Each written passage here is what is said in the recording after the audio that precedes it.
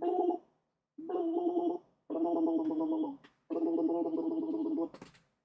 fupa?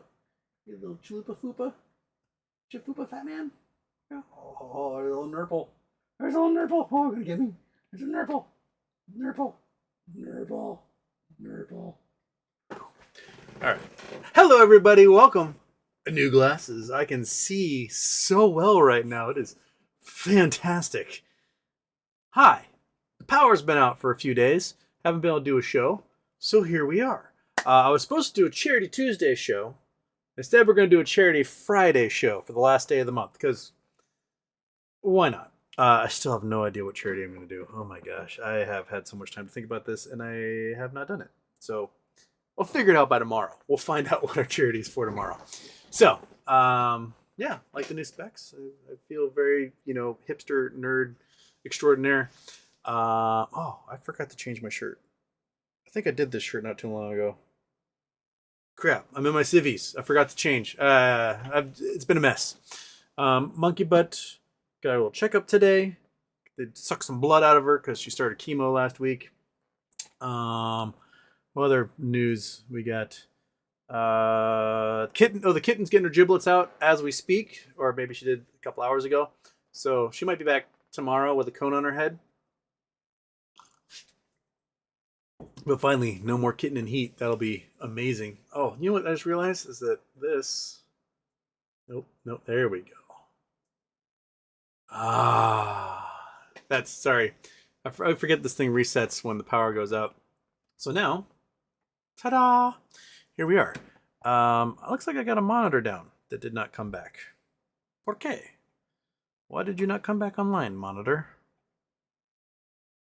That's weird. So no monitor on that side for me. So lots going on in the world. I guess Donald Trump met with Macron. Macron was like, hey, we have a lot of dirt on you and Epstein. And so why don't you get online with Ukraine and be a good boy? And Trump was like, I will be a good boy. And so a reporter today asked Trump, was like, hey, so do you still think Zelensky is a dictator like you said earlier? And he was like, I never said that. Even though it was, 3 days ago? So either he's lying or he's sundowning. Regardless, it's a immediate disqualification for any position of power that man has. Tesla stock has crashed $100 in the last week. I really wish I had bought puts last Friday. I'd be up like 70 grand right now. What else? Bitcoin is going through the floor at the moment. A whole bunch of people at MicroStrategy sold off stocks. Big investors, ARK, Blackstone, BlackRock have sold off like hundreds of millions of dollars in Bitcoin. It looks like the canary in the coal mine is finally hitting on this one. This week, Ryan Cohen was pressured to take the $5 billion in cash they have and buy a bunch of Bitcoin with it, to which he replied, message received. So I think buying $5 billion in Bitcoin right now is a great way to have $1 billion in the near future. It's bad. The Tether people need cash hard, which means they're going to be selling off Bitcoin big time to make up for that. And that's the cycle we're in. And then once they start minting more Tether, then Bitcoin can fly again. But we're in the cycle. I think the market's in chaos. And markets do not like chaos. So I'm not really sure what they're going to do other than just go down. So, yeah. What else? The federal government's boned. We've got like veterans hospitals failing miserably because there's no money. Like, there's certain discretionary funds and cards that employees at a hospital have to do emergency care for folks, and those cards have all been reduced down to $1. So a lot of care for veterans isn't happening. We have tens of thousands of veterans have been fired from their government roles. The House and Reconciliation Bill for the budget just voted to eliminate basically $2 trillion from the budget, which is more or less like 8 to 10% of the entire GDP of the United States. Now remember, the global financial crisis happened because we lost 4.5% of our GDP. We just had the House Republicans nix upwards of 10% of our GDP. That's Depression era GDP loss. To go on top of the fact we've got, housing bubble, commercial real estate bubble, stock market bubble, right? Tariffs on top of that. So it's going to get really, really rough. And a lot of people don't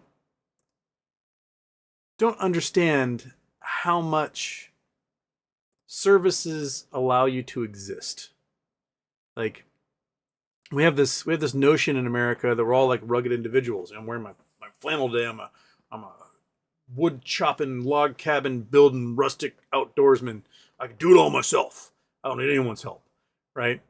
And people are now finding out, with all these cuts to all these programs and job losses and everything else going across the government, just how much your existence in this modern society is specifically due to the fact we have these government services. And they were just blind to it before. They never see the helping hand. They always, for some reason, just manna from heaven, and they were ordained by God to be given these things, not realizing there's a human being behind that and a service behind that and taxpayer money behind it that allows you to exist. And we're finding out the hard way that that's how society works. Society is everybody helping each other. That's the entire point of society.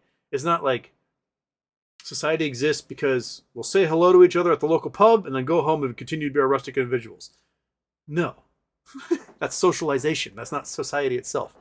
So we're in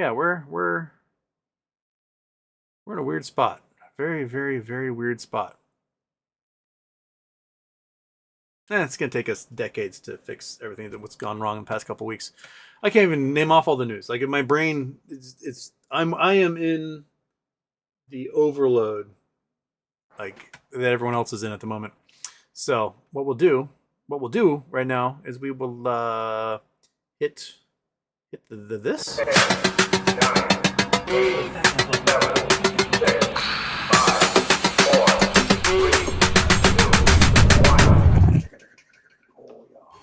Houston, we have a problem.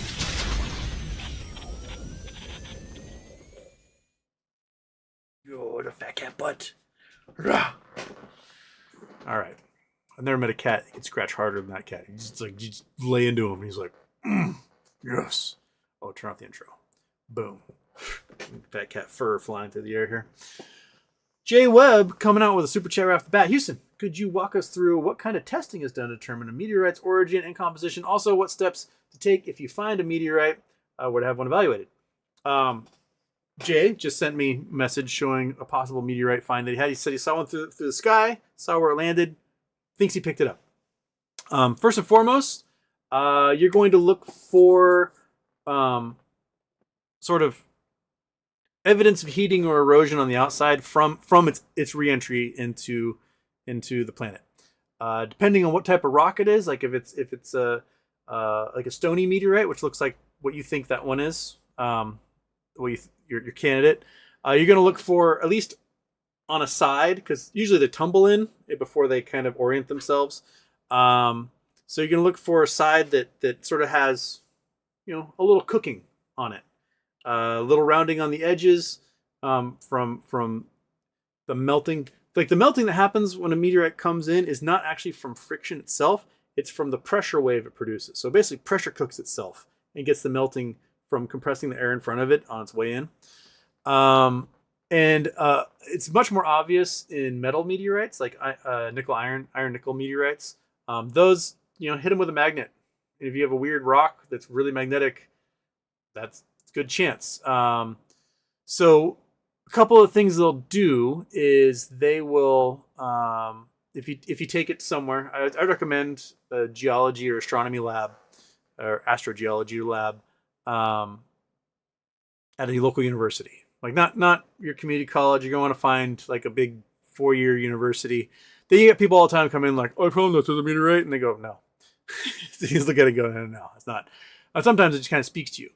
The way a lot of the rocks in space formed is from protoplanet collisions. So if you have like a metal meteorite, that was the former solid core of a protoplanet. So like our planet has a big giant molten core because we're still decent size and there's a big chunk of it and it's still molten goo. Smaller planets form those metal cores because they differentiate just like everything else. All the heavy stuff sinks down and all the lighter stuff floats to the top. If they're small, they cool off really quickly and they freeze and solidify. So when they get blasted apart by another protoplanet and they shatter in a bunch of pieces, you get chunks of that formerly molten core floating around, and that's how you get like really heavy metal meteorites. The stony meteorites, you have a couple different kinds. You can have kinds that are from the surfaces of these planets. You can have some that are tektites blown out from craters on the moon or Mars. And then you can get what are called like carbonaceous chondrites, which are condensed rock from the primordial soup that formed our solar system. So if you have like a big gas cloud that's condensing down into a star, right? As it does so, and it may, reach nuclear fusion and get hot when it finally gets small enough. As it condenses down, it begins to rotate, just like you have a ice skater pull her arms in, right? She starts to spin faster and faster. Same thing. As this dust cloud combines and it starts to spin faster and faster. And as a result, a disk forms. So you get this centripetal disk. And so you have the star rotating really fast in the middle. You got this disk rotating outside of that. And that disk is where the planets and moons all form from. So they start to condense inside like little mini stars almost. Now, the sun itself is very hot. And so anything near the sun is going to be basically a vapor. It doesn't matter what material it is. If it's calcium, oxygen, water, it is a vapor. The further out you get, the sooner things condense. So you get a little ways from the sun, you have your first sort of rocks and metals will start to condense. And further away, you'll get your volatiles, water, ammonia, methane, carbon dioxide, etc. That's why you get the big gaseous planets full of all that stuff, because that stuff condenses out what's beyond what's called the frost line.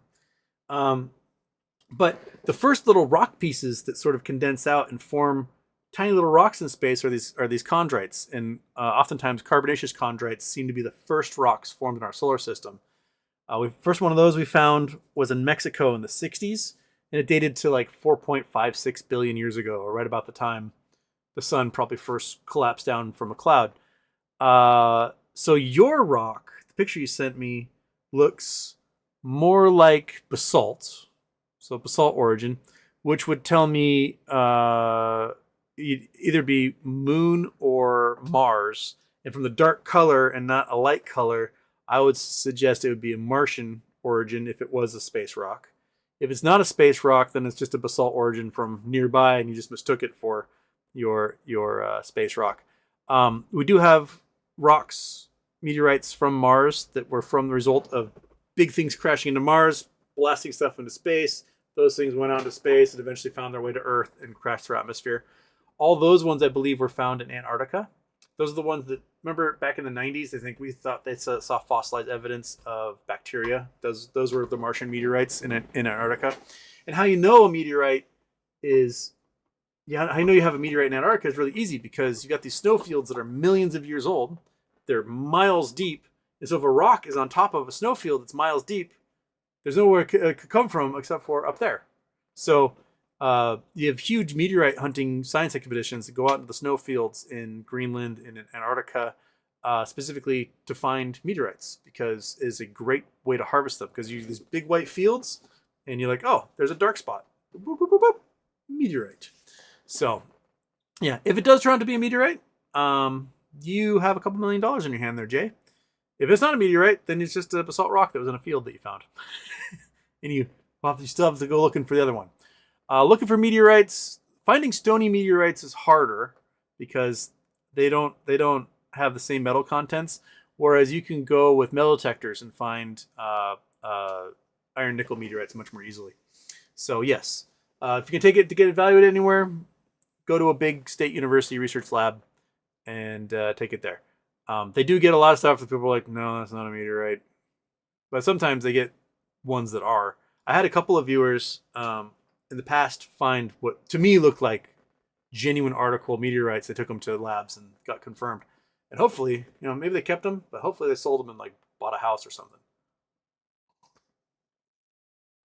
Okay. Where am I? Gotta go to the beginning here.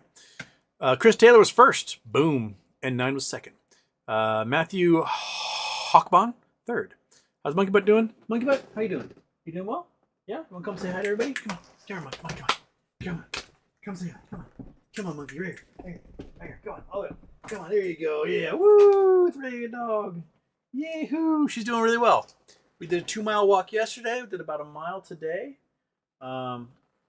She's a champ. You're a champ, aren't you? Yeah.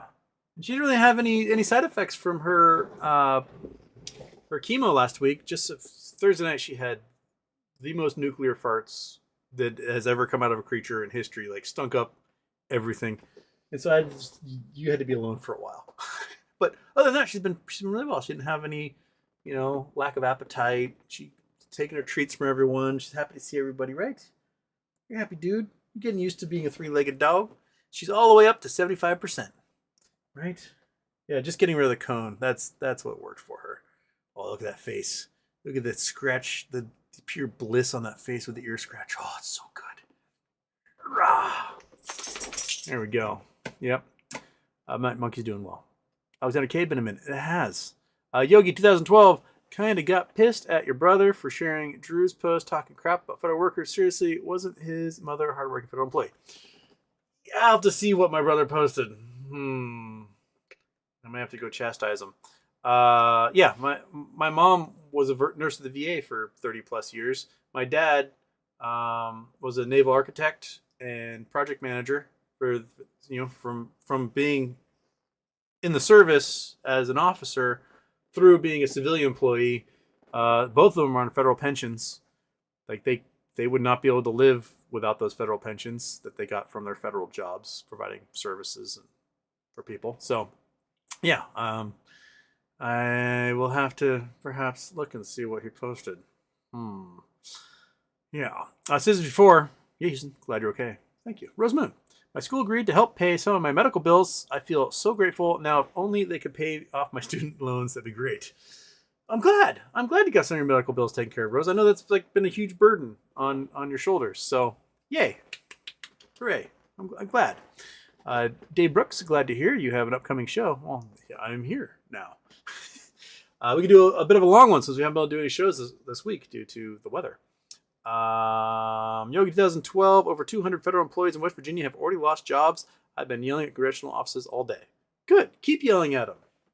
I mean, if we can't even enjoy our national parks because they fired everybody, what's the point? Like forest fires are getting more common, and they made it impossible to hire wildland firefighters, and they fired a whole bunch of wildland firefighters. So great. Not like the Los Angeles National Forest butts up against like Los Angeles or anything, right? So, yeah.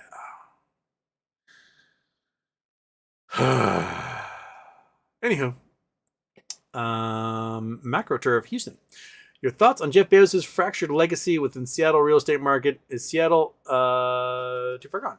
Well, Jeff Bezos doesn't own most of the real estate in Seattle, so we'll bring up a little Google Earth here. Go there. We will Google Earth it. Shaboink, it's up. Okay, so when when Amazon first formed, it was originally in the Jeff Bezos' garage. I think he lived on Mercer Island at the time. This little guy over here. And then their first big headquarters was this old Catholic hospital up here that overlooks downtown. It's a really cool spot. It's got great views. You can see this guy here. This was an old Catholic hospital, and Amazon turned into the original headquarters. And it was there for, I don't know, 10, 15 years that way. But they needed to expand greatly because they went from just selling books into selling everything, plus providing web services, plus owning other companies and things like that. And so they moved into a whole bunch of buildings out here in what is called South Lake Union. So this is South Lake Union over here, Denny Triangle in this area. This was like a very depressed, empty warehouses, homeless people, really depressed neighborhood for a long time. And Paul Allen, who was co-founder of Microsoft, he ended up buying up almost all of this. And in the late 90s, early 2000s, he said, hey, city of Seattle, I love you so much. I've bought all this real estate, like dozens and dozens of acres. How about I give you all this land and you can turn it into a park? And they had a vote. It was going to cost $60 million to turn basically all this, which was just seriously like empty, terrible nothingness, into a giant park, sort of Central Park style, going from Lake Union here, this beautiful little lake, all the way down, abutting downtown. So it'd be like our Central Park. And the city of Seattle, being a bunch of cheapskates, I don't know why Seattle always does this, was like, ew, no, gross. Why would we want a beautiful park? And Paul Allen's like, okay, fuck you, I'll develop it. And everyone's like, why are you going to develop it, Paul Allen? But anyway, most of the buildings in this area are owned by Vulcan, and this is where the Amazon headquarters are now, is in here. It's not actually owned by Amazon. They have leases for all these towers in here. And you can see, like, all these towers here, most of these are new, built within the last 10 years. And even all these buildings, these other little towers in here, these are all mostly leased by Amazon. It's all Amazon is what's all through this whole area here.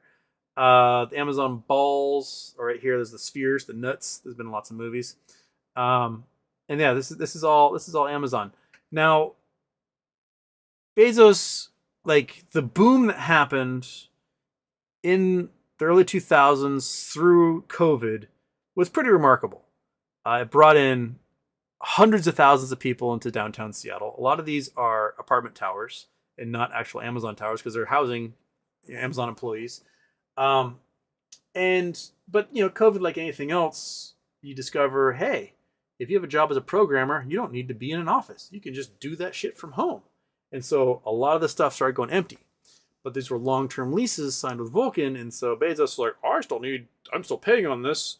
Everyone has to come back to work. And so he's forced a lot of people to come back. And it's resulted in a lot of folks being like, I don't want to work at Amazon anymore. I'll work somewhere they'll let me work remotely. And so a lot of folks that were working for Amazon no longer work for Amazon. They're working somewhere else. Now, the bulk of downtown, which is this area here, so this is all new, this chunk, and then this is the main part of downtown through here. This is still really empty. This is, corporate firms, law firms, doctors' offices, finance, investment bankers and stuff in these towers. And these guys are like 30% empty. Almost all of them. And so, like, the Amazon area, Jeff is forcing everybody on this side to come to work. Nobody's forcing these folks to come back to work because they don't have long-term leases. They're like, well, I don't have to pay for an office floor at $30,000 a month. Then I won't, right? And so they're just not. And so the restaurants and things through here are doing really poorly because they don't have the lunch hour rushes or the after-work crowds they used to have.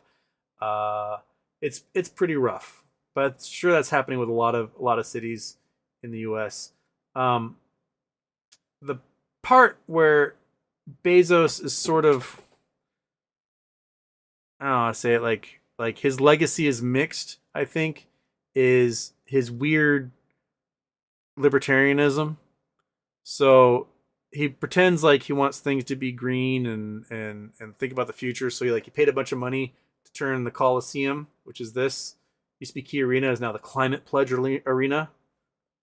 Because he's got to, I'm going to make a pledge of the climate. And then he, buys the Washington Post and he turns it into this like free market libertarian cesspool that does not give a shit about the environment because free markets rule. So that's kind of the mix that he's got going on there. I don't know. He moved away from Seattle. He still has a place somewhere in Medina or Bellevue or something. This is where Bill Gates also lives.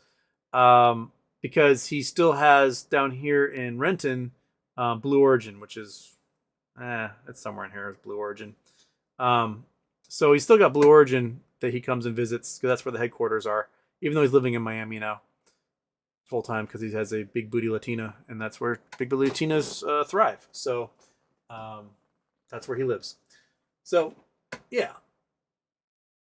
I'm not sure. Seattle's gone through its waves. Had the gold rush, had the fishing boom, had the logging boom, had a lot of stuff, and so we're used to having the ups and downs of it all. We still have Microsoft and Nintendo and PACCAR and most of Boeing and other majors in the area. So if Amazon withers and dies and disappears, well, something else will come in its place, and I'm not too worried about that. Oh, I forgot to turn off that one.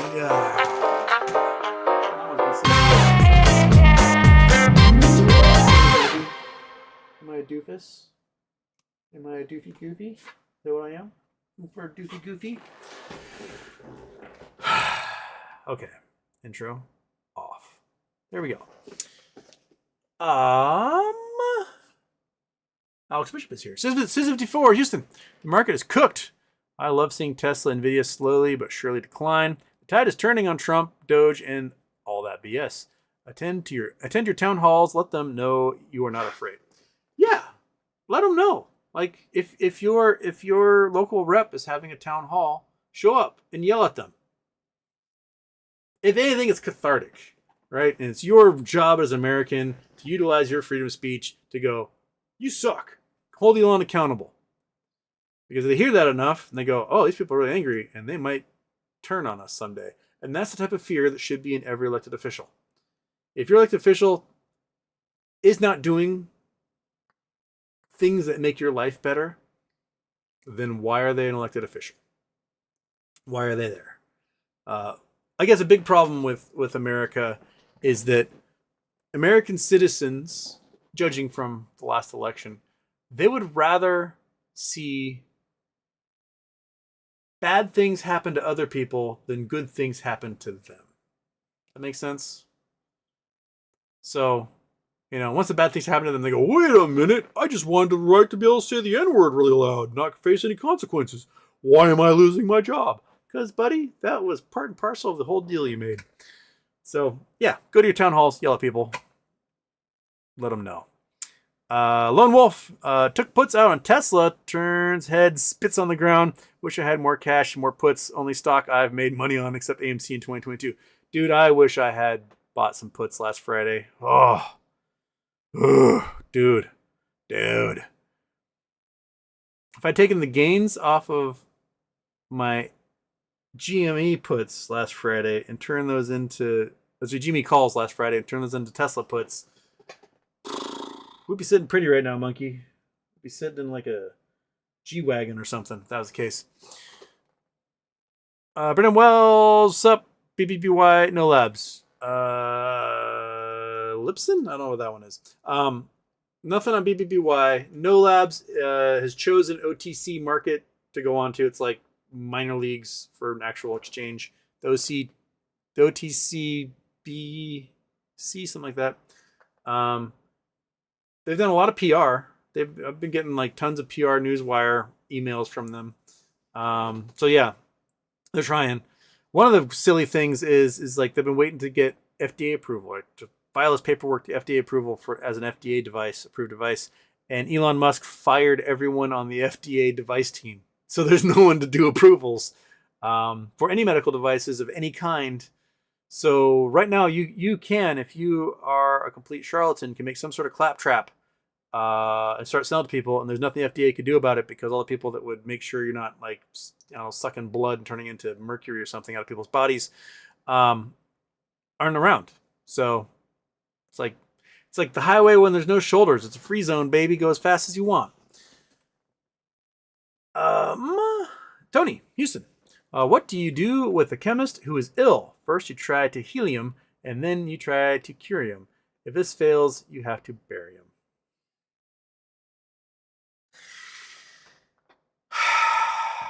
Frozen Productions. How does Supermicro admit to illegally selling chips for NVIDIA, admit to have no control over their accounting practices, over the accounting practices work, no intent out of capacity to address it, and is up $10. Yeah, I don't know. These things don't make sense. Like, hi, we're a criminal enterprise. The market's like, we like this. Stamp. Yeah, I don't know, Tony. Or sorry, Pro Productions. I don't know. Louis got some stickers in there. Julius Mammy, down $10. Oh no, down. Julie says down $10 now. So maybe it is. Burning Alfalfa. Been extra busy from tax season, so haven't seen you in a while. Wondering what your reaction to the PP coin. Also have a friend who's a lawyer and had him look at the BBY doc 1712 from August 23rd, and he says there's nothing for us. Could you go through the doc and explain what's wrong? Okay, I'll have to go find the doc. Yeah, the PP coin on a personal level, I think was a terrible idea. Don't rug your audience. That simple. So yeah, any yelling and anger he gets at that, well, he kind of was telling you, hey, I'm gonna do this coin. Everyone's like, you better not rug us, and yoink. So, oops, don't do that. Okay, look at Doc 1712 from August 23rd. All right, this, gotta open one of those. Gotta go there.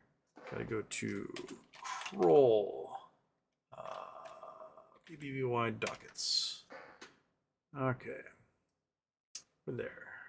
Dockets. 1712, right? Yeah, 1712. 1712. Amended chapter. Oh, okay, it's the plan. All right. The plan is like several. It's really long. I mean, I did a show where I went through the plan 2 years ago. All right, save that. There we go. Open it. Open it. How long is it? 30 pages? Something like that? Yeah, it's a lot to go through in a show. 60 pages. Okay, so the big things to note about the document, about the plan, is that the plan can be amended at any time. That's one thing you should know, that they can amend this document and change what's in it anytime they want. That this is not a fixed document. It is fluid. And then other bankruptcies where you've had a plan like this get approved, right, has been amended later, such as with Hertz, most recent famous example. They had, you get nothing, and then everyone got something, right? The stock went from 40 cents to $40, and you got a whole bunch of warrants, and people came out millionaires after investing, $10,000. So that is the big thing. The other thing is the nulls. So you can go through this thing, and they mentioned the nulls very briefly. They mentioned like 363 credit bid. If there's a credit bid and there are nulls, and they want to enjoy those nulls, you get a piece of it, right? Hertz, they did a credit bid, and they had nulls, and as a result, the shareholders went from owning the bulk of the company, went down to only 3%, and still came out millionaires in the end. So we can our stake can be reduced down if they give equity to bondholders, etc. We could get reduced down to a little bit, but that still means we're worth something.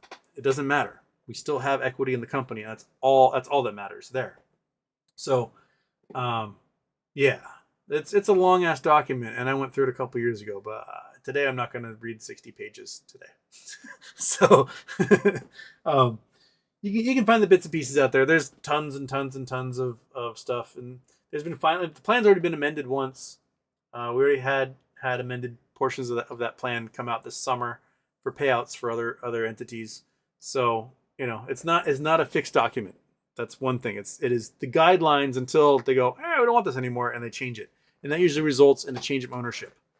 So we'll have to see what happens when there's a change of ownership, or change of control, I should say.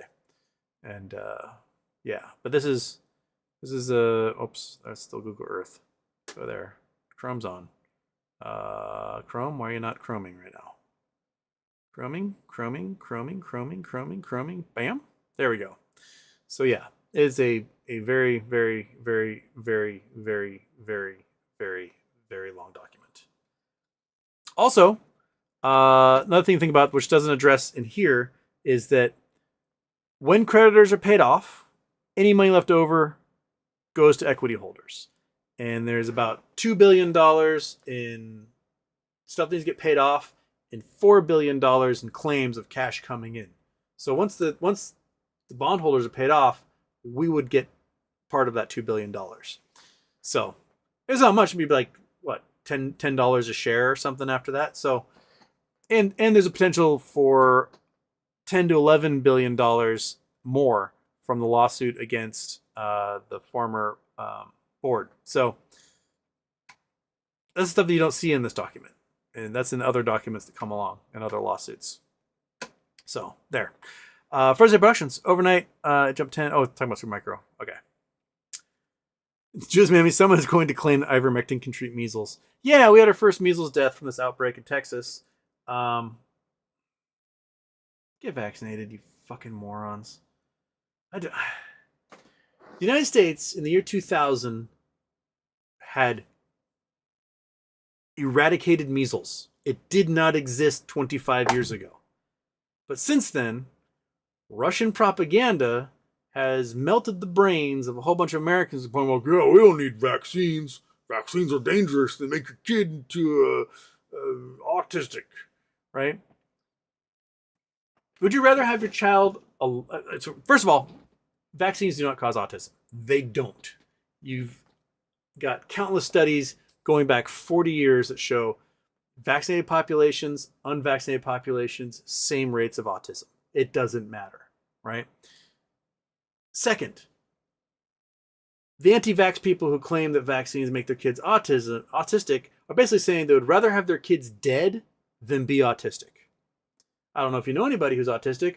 I don't think those autistic people would rather be dead than, say, not have a virus. But regardless, vaccines do not cause autism. The Russians, the Kremlin, wants you dead. They want you dead, they want you injured, they want you ineffective, they want you costing resources. Why? Because if it ever comes to a head-to-head battle, right, between a very rich superpower and a shitty little Kremlin, the shitty little Kremlin does really well if the rich superpower has been degraded into nothing because everybody is dying from preventable viruses or been injured by them or are so like broken in the head because their children have died that they're incapacitated, right? That is asymmetric warfare at its finest. You convince your own enemy to kill themselves? Hey, baby, less killing I gotta do on the battlefield. That is why you see all the anti-vax stuff. The anti-vax movement in America is solely produced by Russian propaganda. And we have plenty of evidence of that, even dating back to before COVID. So,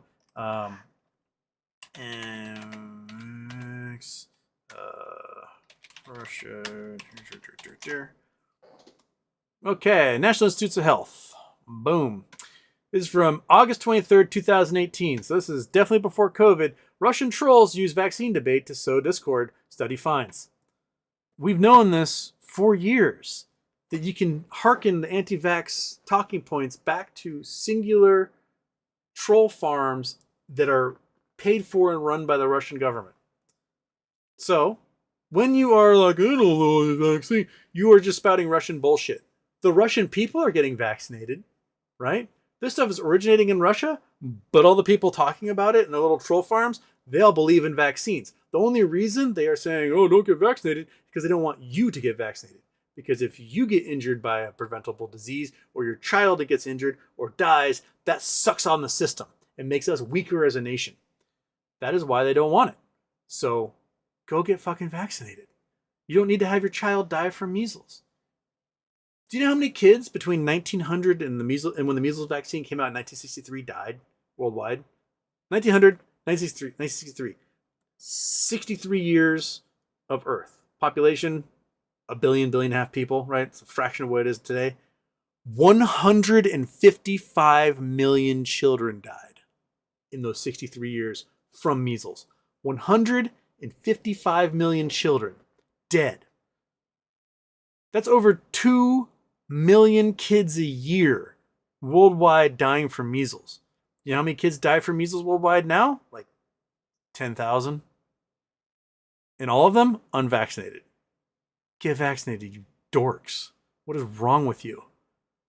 If you ever want to know what childhood illnesses were like prior to this era of vaccination we've had in the last 60, 70 years, go to your local cemetery, right? Go to a local cemetery and wander around and just see how many child graves there are. You will have child graves like nobody's business prior to 1965. After 1965, not very many.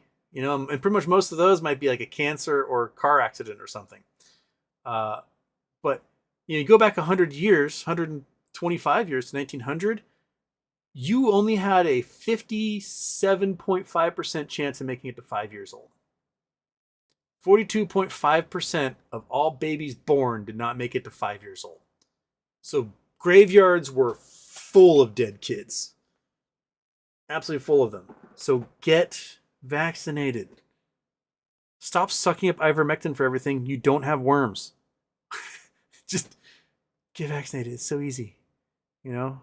Heck, this fall will be my 5 years since my last MMR. I'm going to go get another MMR. Right? And 5 years from now, I'll get another MMR, another Tdap, because Tdap goes for 10 years. So just go do it. And you can be big and strong like me.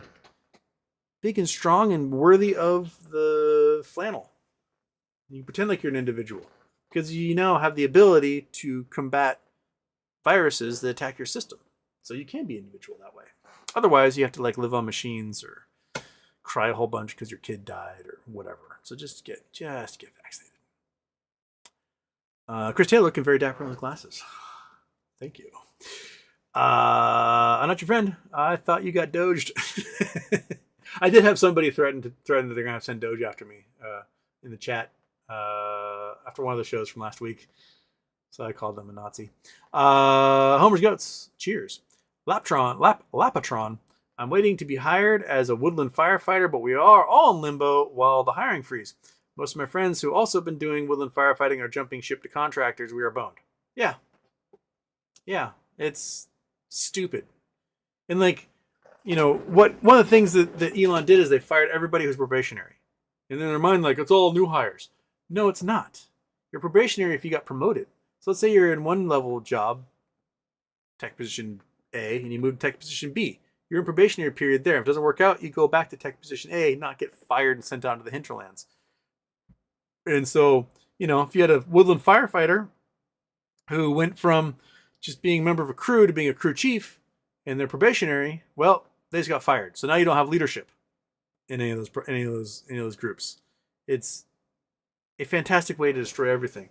And the sick thing is that, we have we're going to have $2 to $4 trillion deficit going on, but pay to federal workers is only $200 billion of that. $270 billion of that. So firing everybody doesn't even make a dent. All it does is makes the government absolutely useless and can't do anything. So, yeah.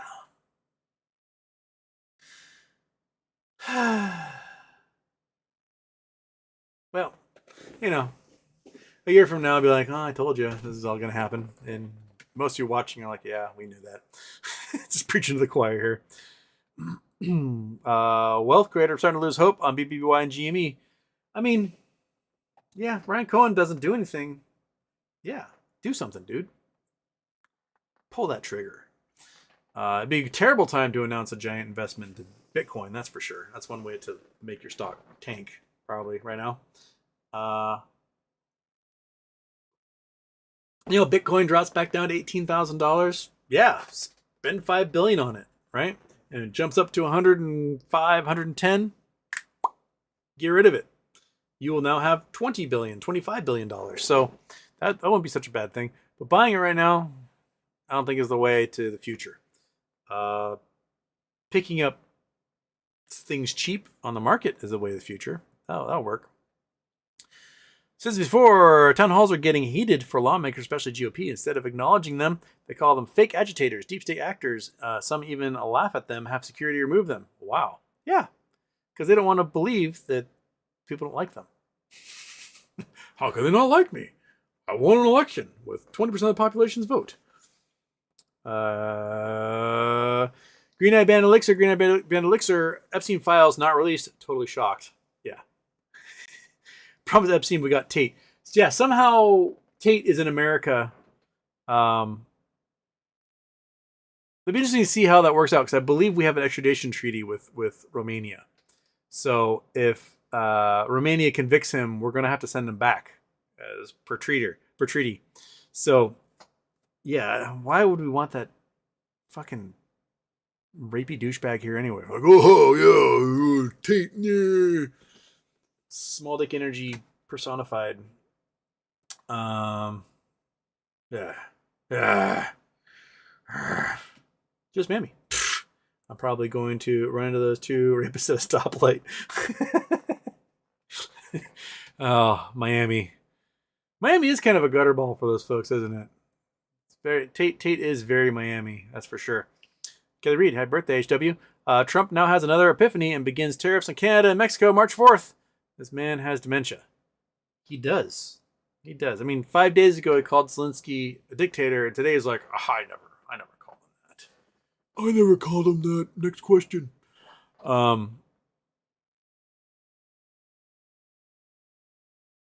Yeah. And our media just rolls over, and they're like, well, he said he never called him that. And there's like no pushback, none whatsoever. Like the follow-up from that reporter should have been, yeah, you did say that, so what do you think now? And then when he says next question, and the next person who answers, if this were a proper press pool, will go, you didn't answer his first question, you in fact lied to us. So why did you call Zelensky a dictator 5 days ago, and now he's not today? Explain yourself. And he goes, oh, over. Right? And then the press corps should all write articles about how Trump lied to everyone's face and is a big bullshit artist. That's how the fourth estate should work. But instead they're like, well, oh well. Didn't get my answer. Right?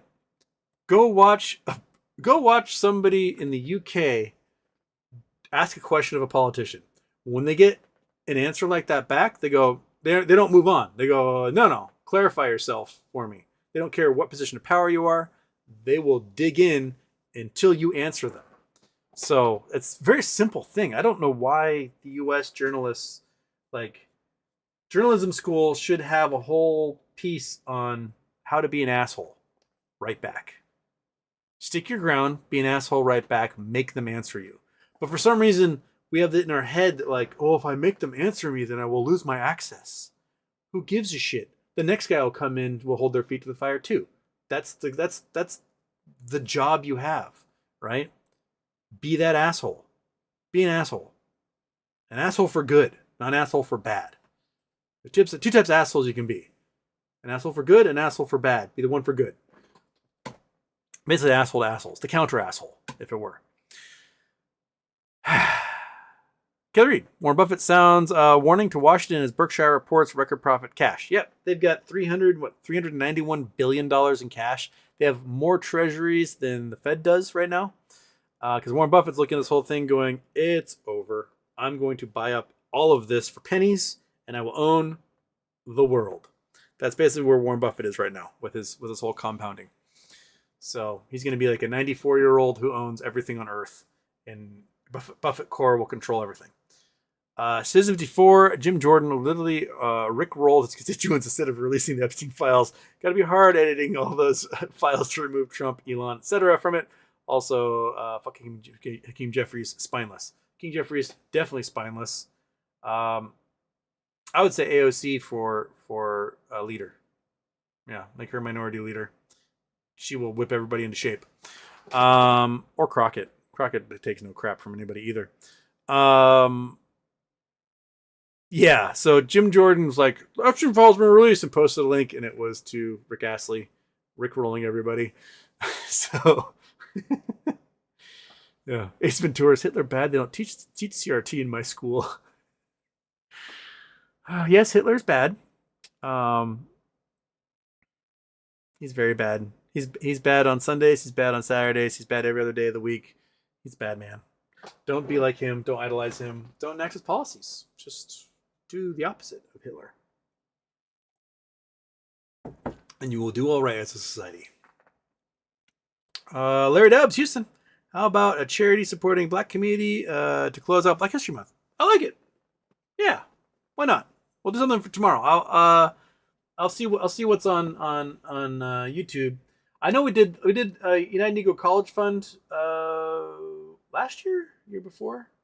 If you have any good charities like that you know of that are different, send them my way, and I'll gladly take a look and see which ones are available on YouTube, because it depends on if they've registered with Google or not for doing it. So yeah, I like it. Why not?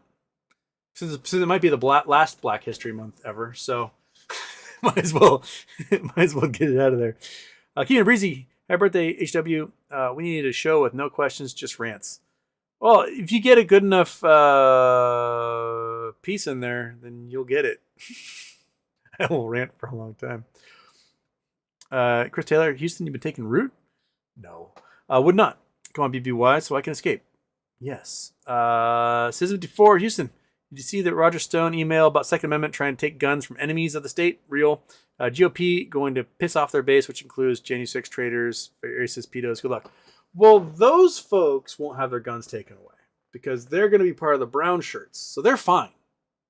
Individual rights are fine if it's their individual rights and not your individual rights. So they will use those folks to come take your guns. That's basically what it comes down to. So yeah, no, the Roger Stone email is true. Trump has already... He and Penn Bondi are already like pushing for red flag laws, and I'm okay with red flag laws so long as those red flag laws are enforced by good people. But my guess is that they're going to use the red flag laws as a pretext to take guns from folks who criticize the administration. So what will happen is they'll arrest you, hold you under no charges. Then they'll use red flag law to seize your weapons, and then they'll release you.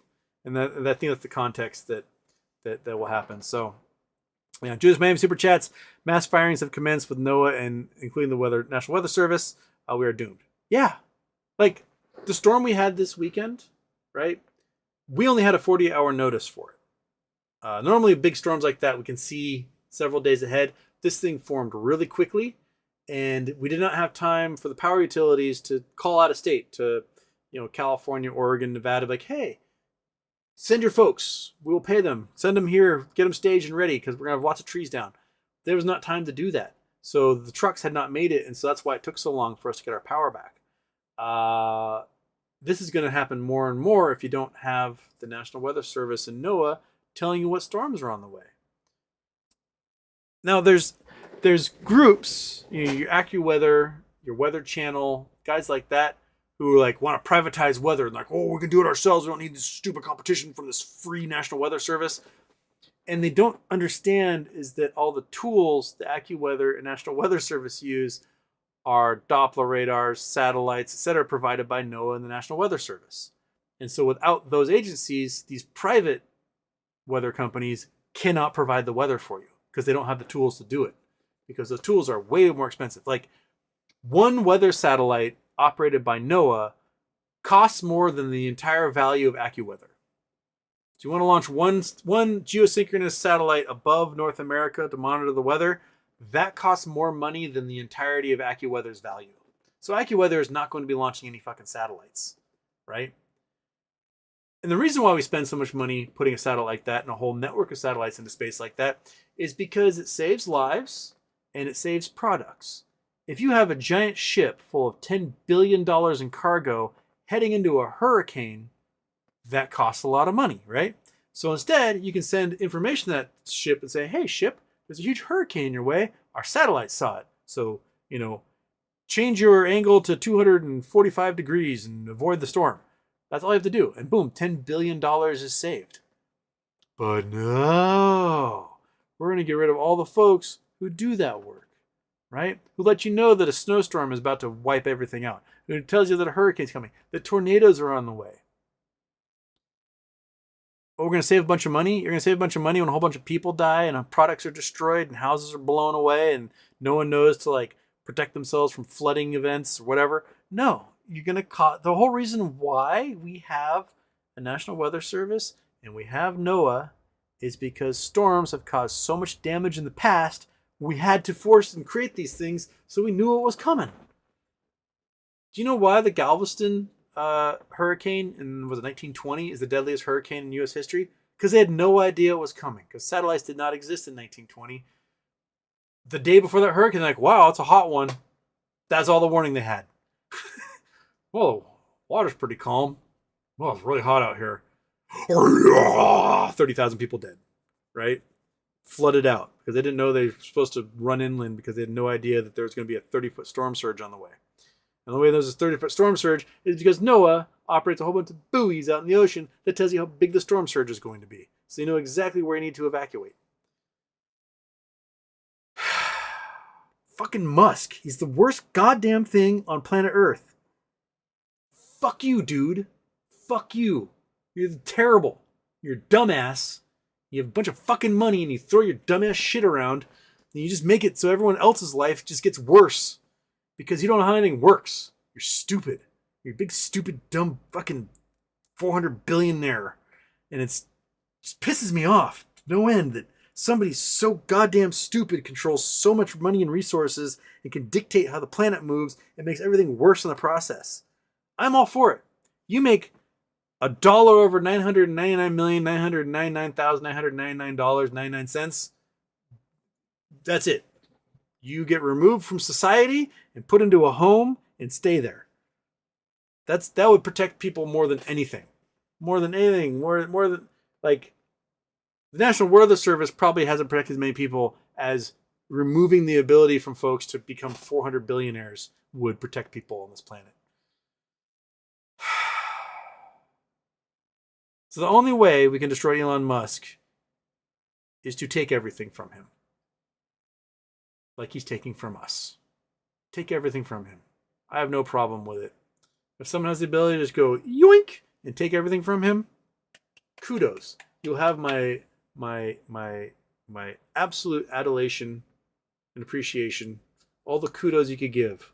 I will give you back massages until the day you die. Foot massage. Feet gross me out. I'll give you a foot massage. That's how much I would appreciate you. And feet give me the heebie-jeebies more than anything else. So, just take everything from him, society. Let's band together and let's just go, no, we don't like you anymore. And we're going to take everything you have. And there's nothing you can do about that because there's more of us than there are of you. And I'm okay with it. Yeah. So, I see Rosamund gross out with feet in 2025. I've been grossed out by feet my entire existence. Just say, like, I'm okay with little paws. I'm okay with little paws are fine. Yes, paws are great. I'll grab all your paws all day long. Yes, I will. Nom, nom, nom, nom, nom, nom, nom. Feet, no. I don't understand the feet fetish thing. No, not for me. But seriously, Elon, eat shit, dude. You suck. You suck so hard. And I find it amazing and hilarious that your dick doesn't work. That you have a botched penis enlargement surgery. That somehow you grew to 6'4" and you got a tiny little dingus that doesn't work anymore. And they tried to like insert some third thing in there and now it's like, wah. And then you have to like jerk off into a cup with your tiny little broken dick. And somehow you take that little vial and you pour it into some lady and she produces children for you that you'll never pay attention to unless you can use them as a human shield. And even then you'll forget about them. I saw the video of him just like bailing on his little 4-year-old. But yeah, you suck in every way, shape, and form. And your existence is basically proof that meritocracy is not a thing. Meritocracy does not exist, Elon, and you're proof of it. Absolute proof. So screw you, you apartheid little Nazi piece of shit. Screw everything you do, everything you touch. Fuck Tesla. Fuck SpaceX. Fuck Boring Company. Fuck Neuralink. Fuck Doge. Fuck you. You suck. You suck. And I hope every friggin' Starship launch turns into 1,000 little pieces that wash ashore in like Grenada or wherever. And And the only one that works is the one that takes your ass to Mars to never come back. You suck. Seriously, 50 years from now, when people have like the time machine debate, like, if you had a time machine, would you go back and kill baby Hitler? They're going to be like, if you had a time machine, would you go back and kill baby Elon? And everyone's like, yeah, I would. Right? That is where we are in history. We are at the point where we're realizing, oh, we should not have given this guy this much money and power. That was a mistake. And it's going to be so self-evident decades down the line. They're going to be like, what were you thinking giving this guy all this money and power? Didn't you know? And there going to be those of us who are like, yeah, we did.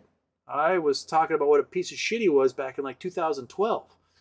And you guys were like, no, he's a genius. And got duped by him. So, no. Screw that guy. Screw him. Release Luigi Mangione. Let him build up an army and just take them all out. I'm okay with that. I'm going to start calling people Tiny Cup Wink. I bet the test tube Elon jerks off into is bigger than his dick. That's what I'm saying right now. And test tubes like this. All right. I guess everything Elon. And once you know that Elon has a botched penis enlargement surgery, every action he's taken from this point forward has like made sense.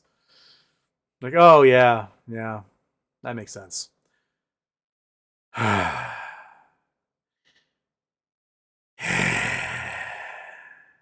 Okay. Just Miami says before, that's directly from Dictatorship Manual. Fidel Castro disarmed the citizens immediately. Yep. I mean, so did Hitler. Hitler disarmed all the people he saw as enemies of the state immediately. Jews, Roma, etc. So yeah. Hazel A. Republicans were told no more town halls. Yeah. It turns out when they get to yell at people over Obamacare, it's fun. But when they get yelled at for everything else, well, it's not so much fun anymore. Lee Meadows, need to go to Antarctica, throw some rocks on the ground. just like a bucket from your driveway. And like, ha ha ha. You'd screw up scientific records forever. Keegan Murphy, happy birthday, Ethan. Nice spectacle, sir. Thank you. Frozen Productions, Rich Diamandis was on Impact Theory talking about how smart Elon is. Says Elon has an engineering degree. Does he have a real degree or not? Why do rich folks say he's so smart? Elon does not have an engineering degree. Elon does not have a college degree at all. He has an honorary degree, I guess it would be. So he dropped out of college. He did not study physics. He was actually in, I guess, general ed / economics program at Penn. He quit school because he founded a company and sold that company to PayPal. And PayPal was like, we want to make you CEO. And they realized that he was here on a visa violation because he's here on a student visa and was not going to school. Therefore, he was an illegal immigrant. And so what PayPal did is PayPal went to the University of Pennsylvania and said, University of Pennsylvania, if we give you like tens of millions of dollars, will you give Elon a diploma? And Pennsylvania was like, all right, we'll give him a diploma in economics. So he never actually qualified for that degree. That was bought and paid for by the board at PayPal. And then they did that for him, which allowed him to get an H-1B visa, because he was all of a sudden a technical expert, right? So he got his H-1B visa and started running PayPal into the absolute ground. And the board was like, okay, here's $100 million, get lost. And he was like, okay. And he left, and he took the $100 million, and he stole Tesla from the founders with it. And that is why we are where we are today. Is that Elon failed upwards multiple times to end up becoming our shadow president and destroying everything we have. So no, he is not an engineer. He's not a physicist. He never got into grad school at Stanford. He lied about that. He never even submitted an application to Stanford. He said, oh, I got accepted to grad school, went one day, and then didn't ever show up again. No, you did not. You lied. You never went to grad school at Stanford, dude. So there's no need to lie about that. His genius persona, like where his genius lies, is basically making up crap about himself to the point where people believe it and then somehow shower him with money as a result. And that's where his genius is as the world's most successful con man. Goodness. All right. Emu goes fishing. Mass firings at National Weather Service. Oh, there it is popping up there. Yeah. Yeah. Just.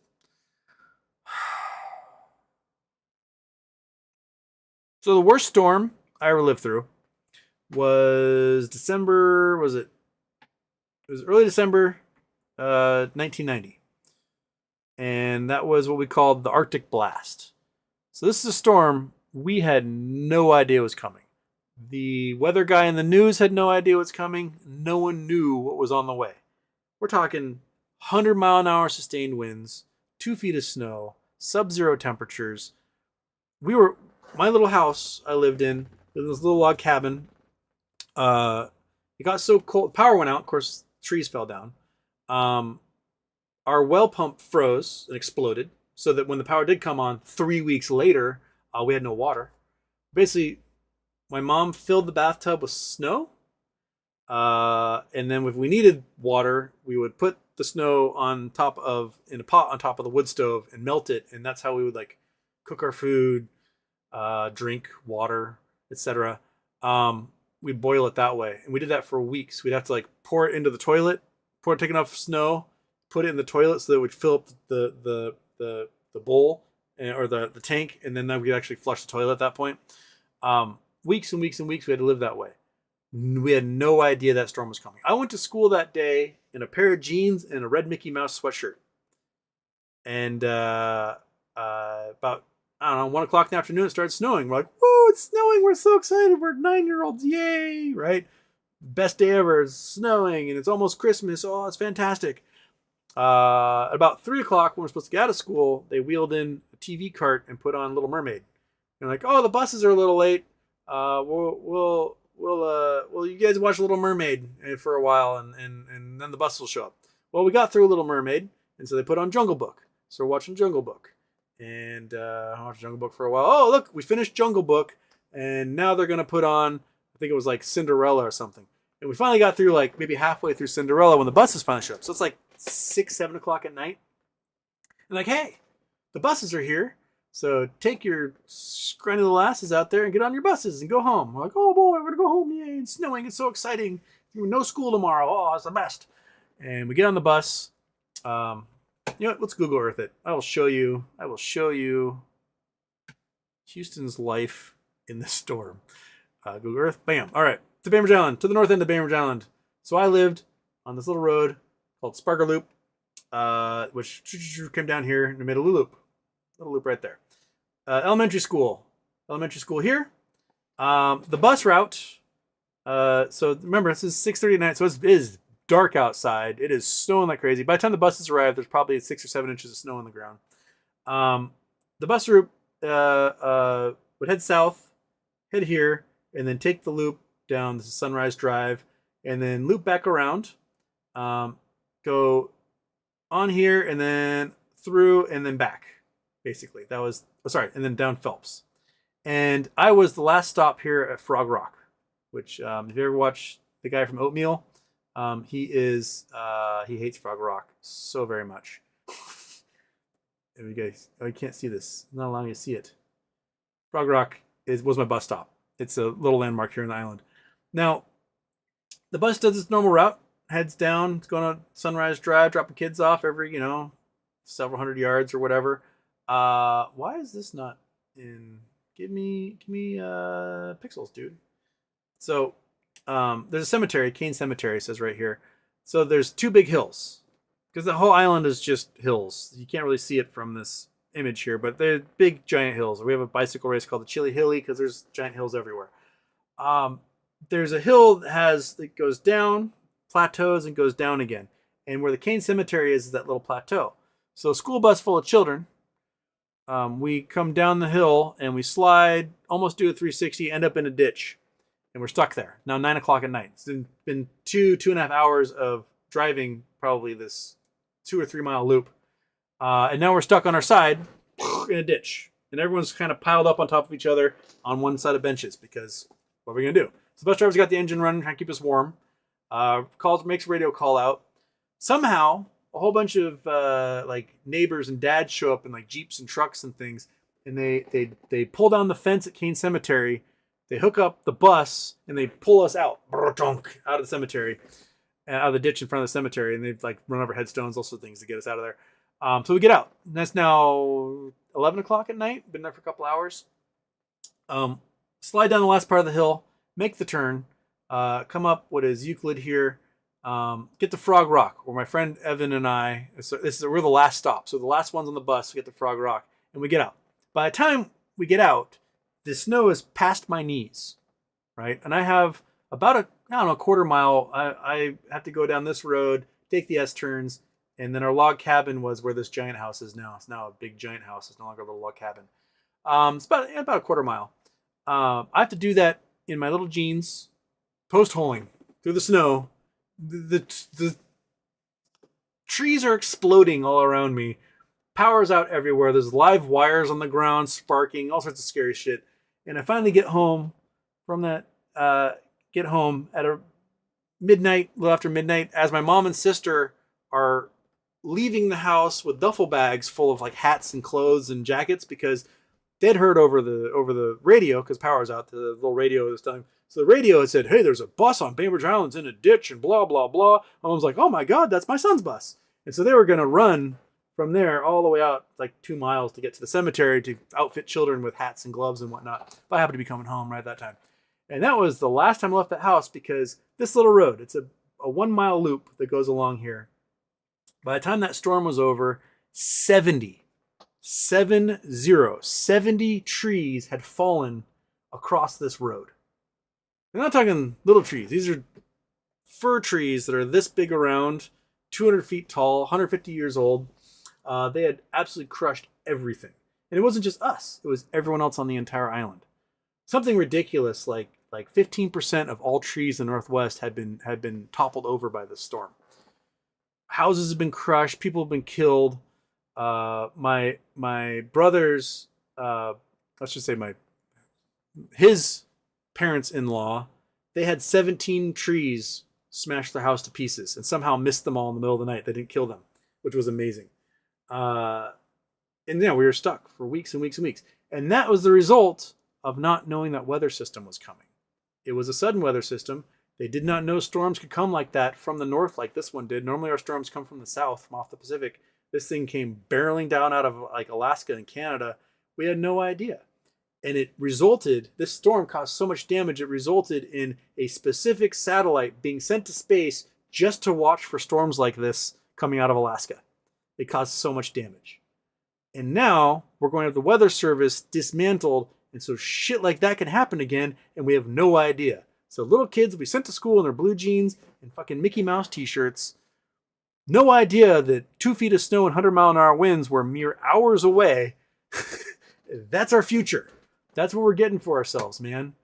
It's like, it's bonkers. I don't get it. I don't get why people in their mind like, yeah, fuck the National Weather Service. How dare they let me know a tornado's coming so my family can get into our cellar?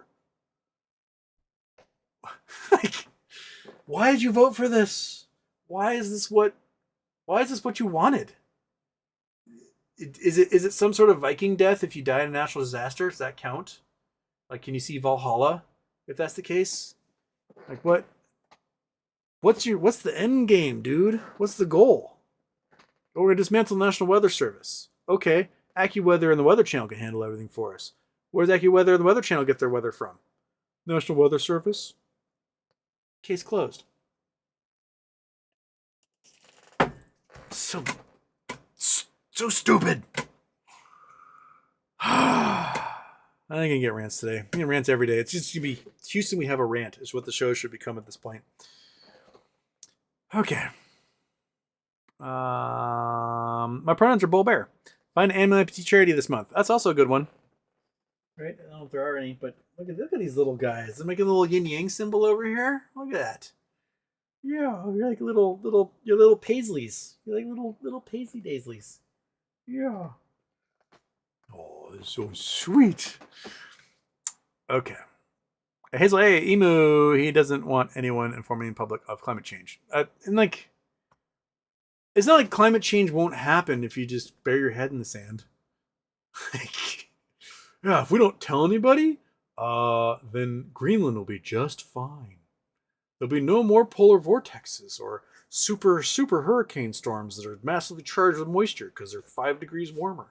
Like, Hazel A, the ostrich should be the new mascot of America. He wants everyone to stick their heads in the sand. There you go. Exact case in point. Just Mammy, new glasses don't make a difference on double intros. Why would they, right?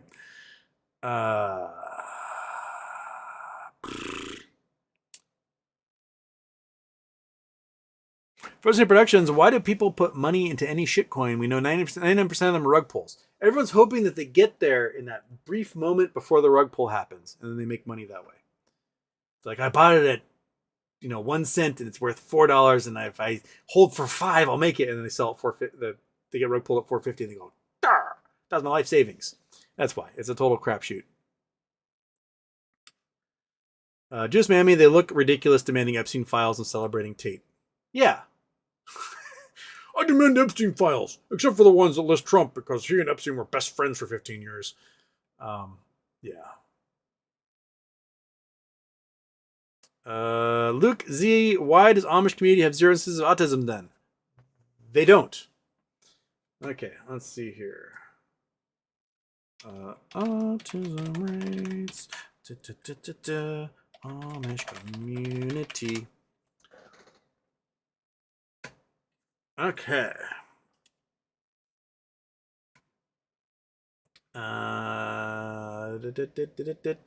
Here we go. So that is a complete falsity. I'm saying autism in the Amish community. This is from mastermindbehavior.com. This lists the actual studies here. The data research published 2008 indicated prevalence of autism spectrum disorder in the Amish community in Pennsylvania comparable to rates reported in other populations. They have autism at the exact same rates as everybody else. The folks who say there's no autism in the Amish community are lying to you because that's Russian propaganda. So that's that. Nothing else except for the fact that it's Russian propaganda. It's totally a lie. The autism rates in the Amish community are the same as every other community. So, no. Not a thing. Rosemoon, my siblings are autistic. My mom still refuses to vaccinate them, so I'm refusing to help her do taxes. Lol. Like, that's proof right there that vaccines don't cause autism because your siblings are unvaccinated and autistic. So the correlation is 0. That's that proof, all the proof you need right there. And Luke Z, is the little non-existent cases of autism in the Amish community also Russian propaganda? Yes! Yes, it is, because autism exists in the Amish community. Dirty Dumpling, I thought you talked about stocks. Dirty Dumpling, I talk about whatever the chat pops up in the chat. So if stock questions pop up in the chat, I talk about that. If not stock questions pop up in the chat, I talk about that too. I just go down the line I go by who first come, first serve, unless you throw a super chat in there. So if Dirty Dumpling, you want me to talk about stocks right now, throw a super chat in there. Or you could have used your comment to ask me a question about stocks, and I would have answered it then. So, yeah. Sam Wade, hey, it's my cousin. What's up, cuz? Been a while since I watched you live. Hope you're doing as well as you can as we watch Musk and Project 25 tear apart our government, destroy our economy, and piss off our allies. Yeah, Sam, you're nailing it. That's basically what we got going on there. Yeah. Just Mammy must be new around here, Drew Dumpling. I think it's more about body autonomy, talking about vaccination. Here's the problem, is that viruses leave your body, right? So if I have a virus in my body, I can put that virus into your body. So the responsible thing as a member of society to do is to limit the ability of the transmission of that virus. So you do that with vaccination, because there are people in our community who, even if they get vaccinated, it won't do them any good because they might have compromised immune systems. They might be too young for certain things. They may be going through cancer treatments where their immune systems are absolutely botched, right? They may be transplants, a heart or lung transplant or something, and they have to take immunosuppressants to make sure that their bodies don't attack their own organs. So the more people who are vaccinated, that provides the herd immunity and stops the ability of transmission to happen. So, if you willingly and needlessly go without these vaccines and reduce your personal responsibility to the rest of society by providing some of that herd immunity, then you are putting these other folks at risk. And so what good is it is if your autonomy hurts someone else? That to me is irresponsible, negligent, and possibly criminal. And I could argue that in front of a court. That your selfishness hurts somebody else. Right? And if we get to the point where we have another outbreak, another pandemic, something COVID related, bird flu perhaps, that can kill up to 51% of people, right? Your autonomy to get that virus and get really ill and take up a hospital bed can kill somebody else. We had that happen many times here in the US. There's a famous story about a veteran who had gallstone, I think it was gallstones. And the beds were all taken up by by unvaccinated COVID people, and he died on a gurney in a hallway because he couldn't get in to get surgery because all the space was taken up by COVID victims. So the individualistic body autonomy of those unvaccinated pieces of shit get dying from COVID killed that guy. So where does your autonomy end and someone else's begin in that case? Right? Like, the argument, talk about body autonomy for the right to choose, whether you want to have an abortion, etc. That's one person. That person getting an abortion cannot all of a sudden make me pregnant or make me have an abortion, right? But a person having a highly contagious disease could result in my getting a highly contagious disease. Because that's how diseases work. That's how viruses work. So no, you can make the argument that's body autonomy, but I can swing my arms around like a wild man in a crowded place and punch people in the face. Be like, I got body autonomy. I can do whatever I want. And then punch people in the face, right? But I get in trouble for wilding my arms around. Same thing if I'm spitting viruses everywhere. You should also face the same consequences if that's the case. If you purposely chose not to do the bare minimum to protect yourself and society from an easily avoided communicable disease. So, yeah. Jack. Houston. Why do you think Tesla stopped tanking? It kind of plateaued a little bit today. Yes, LA. But it still went down a bit. I mean, went from 295 to 281, so it went down $15 today. We're down basically $100 since last Friday. Yeah. We were at 380. When January 31st, we're at 400, so we're down $115 just since in the last 3 weeks. So last month. That's a lot. I wish I had puts back then, dude. Make $15,000 a put. That'd be sweet. Anyway, no, it's still going. It's got a lot further to go. They can't sell cars. No one wants them. Internationally, domestically, no one wants them. Over 30% of the people who own them currently are trying to get rid of them. We've got people buying Mazda badges off of eBay to stick on their cars. So people think of driving a Mazda CX-5 or whatever, and not a Tesla, so they don't get taxed. Like, they're right there. That's all the proof you need that they are dead as a company. The brand is toxic, and it's a bummer because Nikola Tesla is such a cool dude that Elon destroyed that in the way that Hitler destroyed the Charlie Chaplin mustache. So, oh well.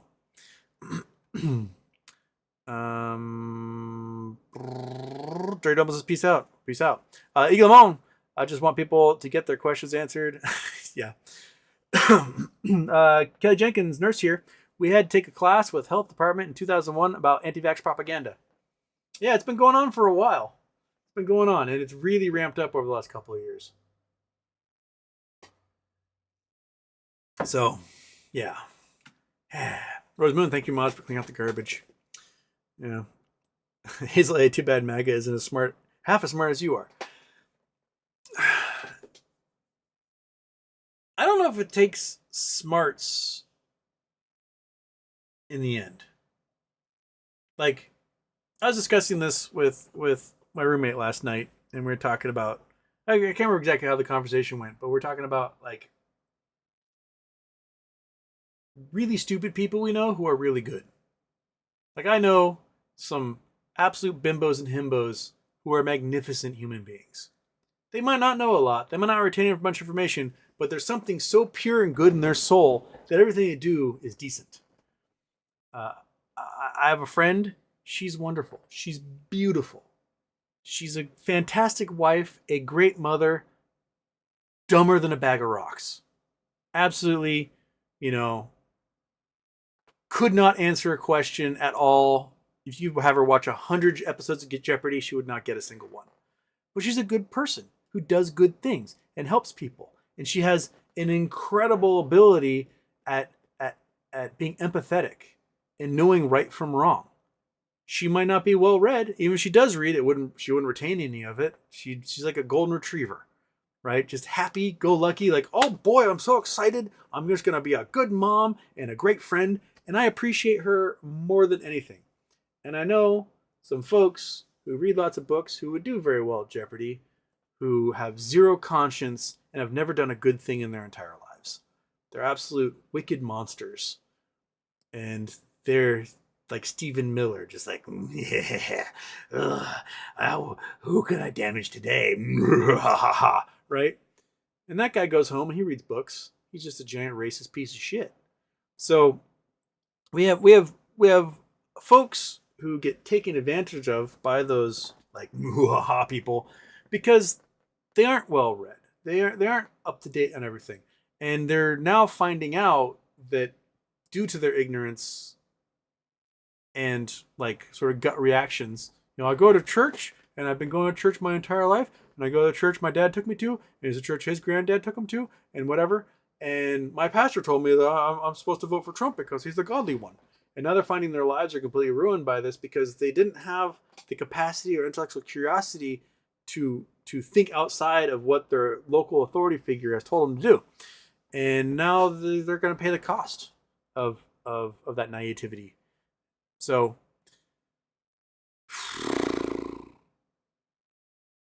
yeah, there are really good dumb people out there. Really good dumb people. Those himbos and bimbos, man. Some of them are just salt of the earth. Not much going on upstairs, but you can count on them to help you out in a time of need. And some of those folks voted for this, and they didn't know any better. And I will give those folks the benefit of the doubt. It's the ones who were told over and over and over who did know better, who were like, yeah, I don't care what happens so long as that gay guy gets hurt. Right? Those folks, I'd have no sympathy for them. When any bad stuff that happens in their lives, good, fuck you. I will Schadenfreude all day long, dancing on whatever grave you end up in, right? But a lot of people in this country, they just didn't know. They did not know. And now they're knowing. Now they're finding out. And sometimes you just gotta, edit.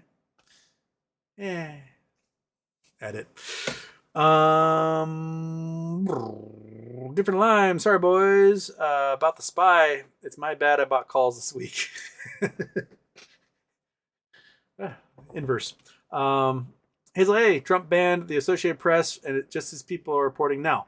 Yeah, they banned Associated Press because Associated Press has refused to refer to the Gulf of Mexico as the Gulf of America. And that's why they banned them. Talk about petty. You're going to use my dead naming the Gulf of Mexico. Raw. Like, come on, dude. Toughen up.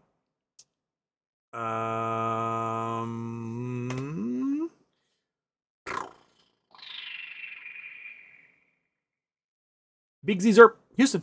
What's your over-under Trump Musk fallout, and how bad will it be? Ooh. At this point, Trump has surprisingly stayed calm and quiet. I would have thought it would happen by now, personally, because Musk talks over Trump. He stands over him.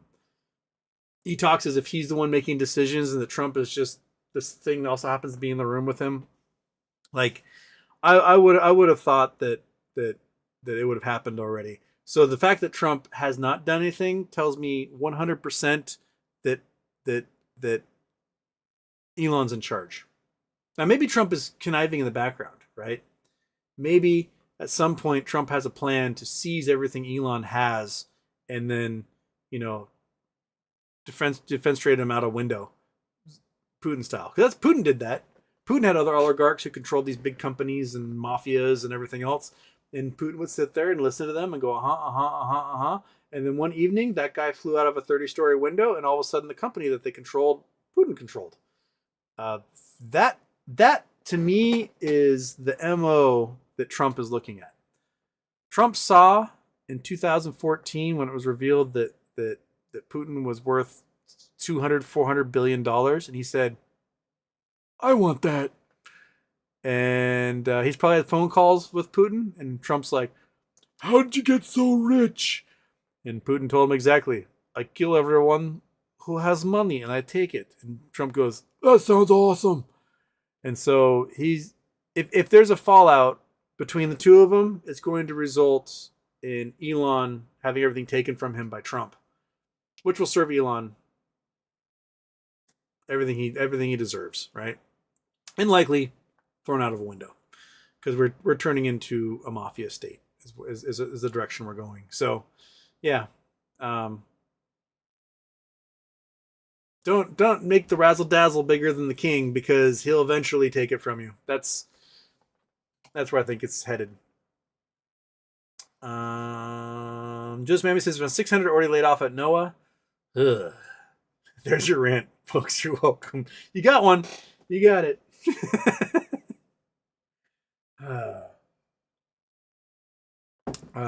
Jill Tyrell, new specs, looks nice. Thank you. Monkey, I love you. Monkey, she loves you. Look at this. Look at these little snuggle buggles. Just snuggling along, keeping each other nice and warm. Oh, such a cuddle puddle going on last couple evenings. Yesterday morning, it was 37 degrees. It was 37 degrees outside. It was 39 degrees inside. We had the fire going, but we ran out of wood halfway through the night, so probably should have gotten more wood. Oops. But yeah, it was. Now it's beautiful. 60 degrees outside. It hit 62 today. Absolute crazy. Like, it was frost on the ground, 62 degrees. I should have taken the top down today when Monkey and I were driving around. Kelly Jenkins, your rant just gave me life. Avocados. Thanks, Joe's Mammy. I love the glasses. Missed the beginning. Can you see better? I can see so wonderfully right now.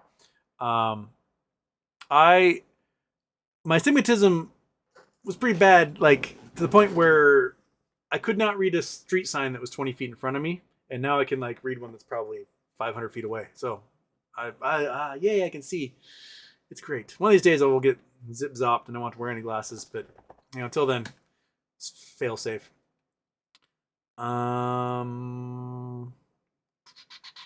Season 54, there's like 5 dudes we need to go away. There will be 500% better. It's true. It's true. Like we talked about before, just like someone who hoards and has like piles of shit in their house and they can't get to the toilet or whatever, and so they just like take dumps on the carpet and there's cats everywhere and like that is a mental illness. Just like bipolar disorder is a mental illness, right? Just like chronic depression, schizophrenia, etc. Like those are mental illnesses. There is also something that should be in the DSM about extravagant wealth, and I'm not gonna say everyone who has extravagant wealth suffers from this, but there's enough of them out there that do, that it should be considered a mental illness. You get to the point where you've made billions, tens of billions, hundreds of billions of dollars, and all you think about is getting more. That's a mental illness. There needs to be a point where either you are content or you're forced to be content. And if you can't get to those two, if you can't get to that level and be like, you know what? I got a lot. Time for me to enjoy life, right? Then you don't deserve to have anything you have, because you are now causing more damage to society than good you could possibly do as a job creator or an oligarch or whatever. And there's different language certain billionaires will use in those instances. Like you can look at, let's say Rupert Murdoch, and the language Rupert Murdoch just uses to describe society versus Richard Branson, right? Richard Branson, he's an entrepreneur. He's created record labels and airlines and space companies and movie studios. But at the same time, he's much more like, hey, I'm going to go enjoy this. I'm going to go kiteboarding with a naked supermodel on my back. Woohoo! Yeehaw! But at the same time, he also will talk about his responsibility to society. The billionaire class's responsibility to society. Supporting human rights, supporting freedom, supporting democracy. And then you have others who are like, we're going to end democracy and I'm going to become the omnipotent power on earth. And those folks need to just get guillotined. That's what it comes down to. Because they do more harm than good. They're no different than a murderer on the loose. They're just doing it with fancy cufflinks and a Rolex. Which comes down to the argument, about Luigi Mangione and the healthcare executives, right? If healthcare executives, their decisions are resulting in more deaths, 2.5 times more deaths than all murder in the United States, then they're a problem bigger than murderers. Matter of fact, you could argue that they're the largest murderers in the United States, that they're serial killers at this. They may not individually cut up the bodies and hide them in bushes, but their actions are having no different effect on society than a murderer hacking up bodies and hiding them in bushes. So Luigi Mangione, vigilante, going, pop, fuck you for killing all those people. And society goes, you know what? We like that guy. Way to kill him. Should explain sort of where the public actually is versus leadership in this country and who's in charge. Because it's not the public, right? There's that study done talking about public approval and legislation in the United States. That if you have, normally be a graph, right? It'd be like 0% approval, 0% possibility, 100% approval, 100% possibility becomes law. It turns out that graph is actually 30%, no matter what the level of public approval is. Because public has nothing to do with legislation getting passed. It has everything to do with how much money from lobbyists that politician gets.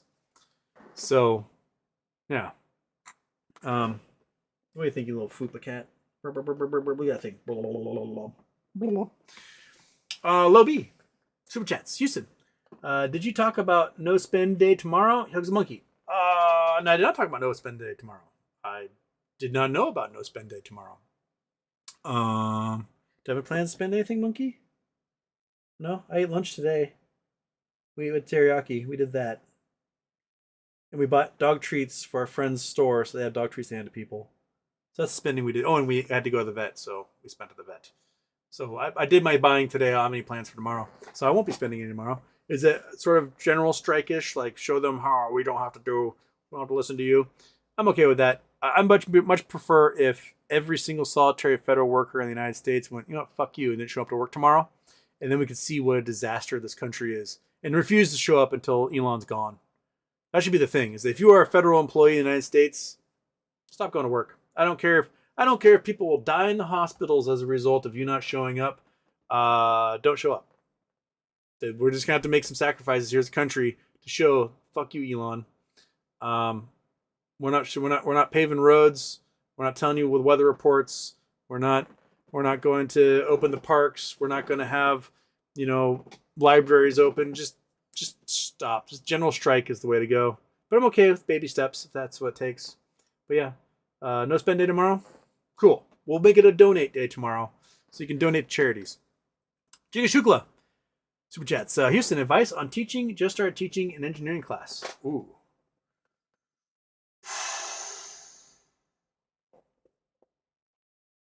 My teaching style is different than most because I welcome non sequiturs.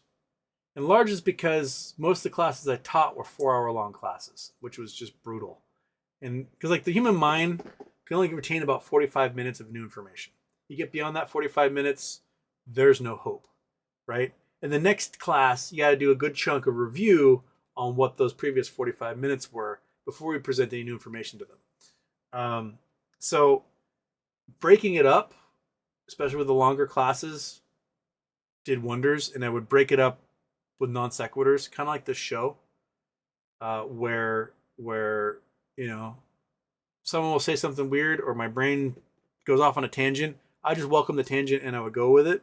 Sometimes I'd test the students on those tangents though. If they really like got me off on one, I'd be like, okay, but this is going to be on your test, even though it has nothing to do with the subject at hand. I don't know what type of engineering level it is, like what type of engineering it is, if it's like civil engineering or mechanical engineering or industrial.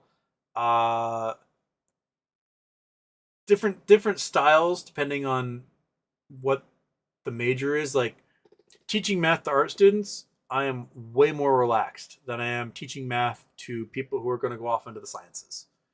Because like they're art students, as long as they have an idea of how this works when they're adults, I'm cool.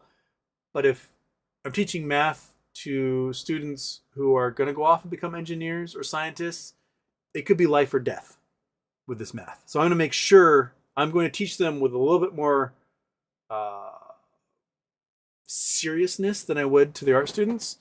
And I will be a little bit more curt with my grading and a little bit less lenient with their mistakes. Art student mistakes, who gives a shit? They're going to be painting something later. I don't care. Civil engineer makes mistakes on the math. That's lives. So I do like take a difference as to which way it's going to go. If you do find yourself with engineering students who make a lot of mathematic mistakes, just send them to astronomy.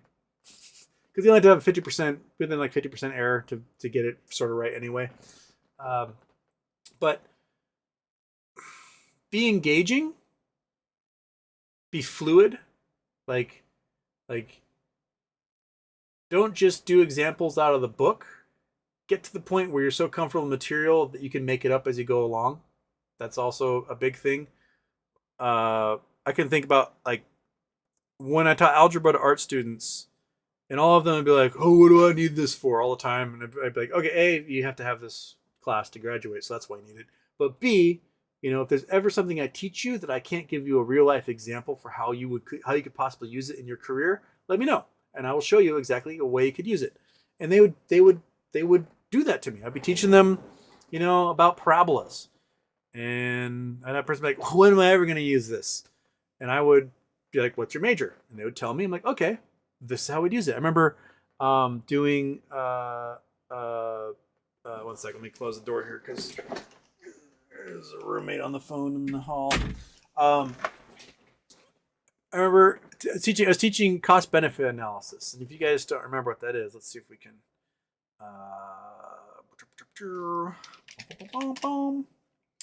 Here we go. I will do it on this. Come on, over here, over there. Okay. Boom.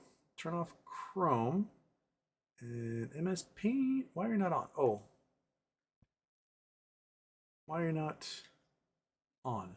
You're on. You're there. Why are you not showing anything? Where did you go? Done. Where are you? Where? Oh, are you here? No. Por qué? Maybe if I delete you. Yes, I want to delete that. Okay, add source. Add display capture, window capture. One window capture. Okay. And we will do add source. No, new source. Call it paint. Boom, boom, boom, boom, boom. There we go. So add source, and then we select it, and it's that. And that is still dark. Why is that dark? What is going on? Why is it? Oh, weird. Okay, so it's trying to do it, apparently. Make it like, no? Why? ¿Por qué? I just want to show a goddamn parabola. Why are you being such a dick? Okay. Well, the mouse apparently, huh? See the mouse moving around? That's weird. But it's not showing the paint window at all. Okay, so I guess we'll click done on that. And click there. I go like that, and I can put you in that window. That, well, I don't know why that's doing that, and what that even means. Can I erase? Nope. That. Okay. Well. So what was I talking about? Oh yeah, parabolas. So she was a fashion student. She's like, she's fashion marketing. That should be an important thing. Fashion marketing student. She's like, when am I ever going to use this? And then it's like, it was a cost benefit analysis. And that's basically you take two line graphs. You take demand versus profit. And then you make those lines cross. And where they cross, if you combine two linear graphs together, you multiply them together, you get a parabola. And where those lines cross ends up being the absolute apex of the parabola. It makes this upside down parabola shape. And that's like a perfect price. It's why when you go to the grocery store, a gallon of milk is $3.16 a gallon and not $5.95 a gallon. Because what they discovered is if it's $5.95 a gallon, less people buy a gallon of milk, right? If you can get 1 million people to buy $5.95 a gallon, you can make $5.95 million, right? But if you can get 2 million people to buy it at $3.16, you now make $6.32 million. So there's a price point that will actually maximize your profitability. If you have a restaurant, you got to do the same thing, right? You have a restaurant and you charge $20 for your hamburger and you get 5 customers a day, you go, I'm going to die. I only made $100 today. But if you charge $14 for your hamburger and you get 200 customers a day, now you're in the money, right? So fashion marketing, you have to go by these same things, which is why you will find some weird stuff happen with certain fashion brands where like there'll be sales on certain times of the year. Now this is true 10 years ago or whenever I taught this class, but she'd ask me, when am I going to use this? And I brought up the example of Uggs. You guys remember what Uggs are? They're the ugly boots. They're these like suede boots that kind of hideous looking, but I guess they're really comfortable and warm. And they go on sale, big time discounts around Valentine's Day. And this is because Valentine's Day, when you get closer to Valentine's Day, you're more likely to get dumped as a woman than any other time of the year. Because this is when men, they're dating somebody, and they're like, I gotta plan this Valentine's thing. Do I actually like this person enough to plan this Valentine's thing? And a lot of them go, no. And they dump them before Valentine's Day, before they have to spend all this Valentine's money, right? And single women don't wear Uggs. Think back. They don't. Women in relationships, they wear Uggs, or at least they wore Uggs all the time.